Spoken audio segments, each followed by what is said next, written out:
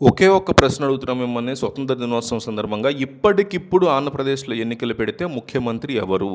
Chandrababu CM, Jagan CM. ఈ రెండిట్లో ఒక్కటి కామెంట్ చేయండి. ఇంతకు మించి ఏం అడగట్లా మిమ్మల్ని. ఏమీ కామెంట్ చేయండి. ఇది ఒక్క ముక్క మాత్రమే కామెంట్ చేయండి. ఇప్పటికిప్పుడు ఏపీలో ఎన్నికలు పెడితే సీఎం ఎవరు? Chandrababu CM, Jagan CM. ఈ రెండిట్లో ఒకటి మస్ట్ అండ్ షుడ్‌గా మర్చిపోకుండా, మిస్ అవ్వకుండా కామెంట్ చేయండి. ఆంధ్రప్రదేశ్ రాజకీయాల్లో ఇప్పుడు మద్యం కేసు మరొకసారి తెర మీదకి వచ్చి సంచలనం సృష్టిస్తోంది. ప్రత్యేక దర్యాప్తు బృందం సిట్ చేస్తున్నటువంటి విచారణకి హైకోర్టులో ఇప్పుడు ఈ కేసులో పెద్ద ఎదురుదెబ్బ తగిలినట్లయింది. మద్యం రవాణా, అమ్మకం ఈ విషయాల్లో జరుగుతున్నటువంటి అవకతవకల మీద విచారణ పేరుతో చాలామందిని అధికారులు వరుసగా అదుపులోకి తీసుకుంటూ వస్తున్నారు. ఇప్పటికే చాలామందిని అరెస్ట్ చేసి జైలుకు పంపించినటువంటి పరిస్థితి కూడా ఉంది. ఈ కేసుని గత ప్రభుత్వం వైఎస్ జగన్మోహన్ రెడ్డికి ముడిపెడుతూ మీడియాలో విస్తృతంగా వార్తలు ప్రచారం అయ్యాయి అనే ఆరోపణ కూడా ఉంది.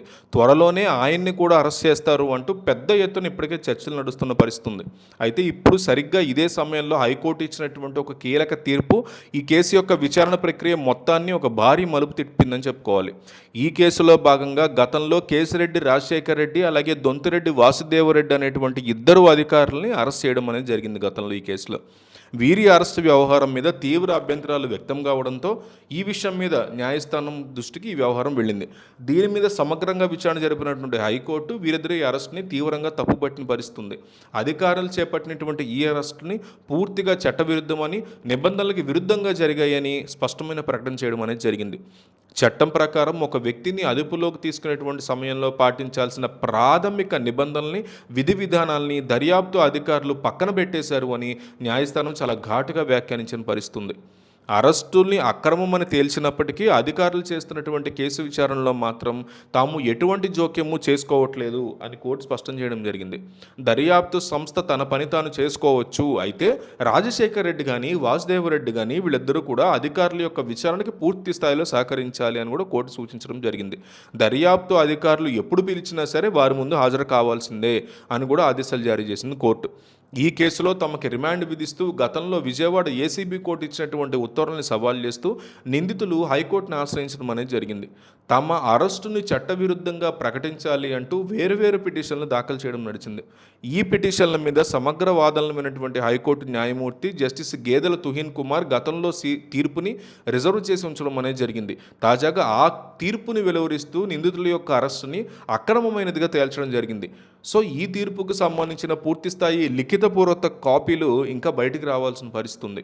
ఆ కాపీలు అందుబాటులోకి గనక వస్తే కోర్టు ఉత్తర్వుల్లో ఉన్న పూర్తిస్థాయి న్యాయపరమైనటువంటి అంశాలు మరింత స్పష్టంగా తెలిసే అవకాశం ఉంది. ఏది ఏమైనా మద్యం కేసులో అత్యుత్సాహం ప్రదర్శిస్తున్నారనే ఆరోపణలు మాత్రం వైసీపీ మొదటి నుంచి చెప్తోంది. అక్రమ అరెస్టులు చేశారని కూడా వైసీపీ అంటోంది. సో ఈ తీర్పు వారికి ఒక హెచ్చరికే కదా అంటుంది వైసీపీ. గత కొద్ది రోజులుగా రాష్ట్రంలో ఈ కేసు చుట్టూ జరుగుతున్నటువంటి రాజకీయ రచ్చ అంతా ఇంత కాదని కూడా అంటున్నారు. ప్రతిపక్ష నేతల్ని ఇరికించేందుకే ప్రభుత్వం దర్యాప్తు సంస్థల్ని అడ్డం పెట్టుకుని కక్ష సాధింపు చర్యలకి పాల్పడుతోంది అనేటువంటి విమర్శలు చాలా గట్టిగా బలంగా వినిపిస్తున్నాయి. ఇలాంటి తరుణంలో ఒక ప్రధాన కేసులో ఒక దర్యాప్తు అధికారిని న్యాయస్థానమే తప్పుపట్టడం ఒక ప్రాధాన్యతను సంతరించుకుందని చెప్పుకోవాలి. అరెస్టుల విషయంలో చట్టాన్ని గౌరవించకుండా ముందుకు వెళ్లడం వల్ల దర్యాప్తు సంస్థల విశ్వసనీయత కూడా దెబ్బతింటోంది కదా అని వైసీపీ అడుగుతున్నటువంటి ఓపెన్ ప్రశ్న. నిబంధనలు పాటించకుండా తొందరపడి అరెస్టులు చేస్తే కోర్టులో ఎలాంటి ఇబ్బందులు ఎదురవుతాయో ఈ తీర్పు మీకు స్పష్టం చేయట్లేదా అని కూడా అడుగుతోంది వైసీపీ. సో ఈ వ్యవహారం మొత్తం రాజకీయ వ్యవహారాల్లో, న్యాయ వర్గాల్లో కూడా తీవ్ర చర్చనీయాంశంగా మారుతుందని చెప్పుకోవాలి.